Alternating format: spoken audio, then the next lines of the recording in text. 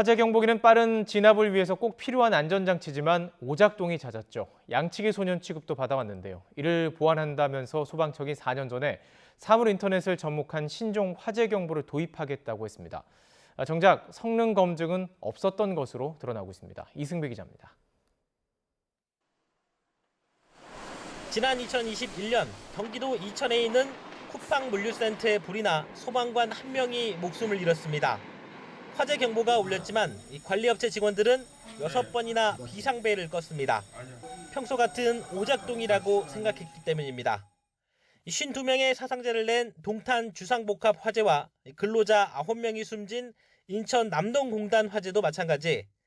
이처럼 소방시설을 차단하거나 정지해 발생한 대형 화재는 매년 되풀이되고 있습니다. 최근 3년 동안 화재 경보가 작동돼 소방관이 출동한 사례 가운데 불이 아닌 경우는 32,000건, 진짜 불이 난 건 79건에 불과합니다. 경보 오작동률은 99.7%에 달합니다. 이에 대한 보완책으로 나온 것이 사물인터넷 기술을 활용한 신종 화재경보 시스템입니다.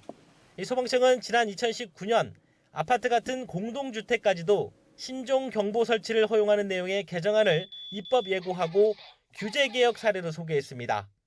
하지만 3년 동안 논의 끝에 전통시장만 설치하기로 대상을 제한했습니다.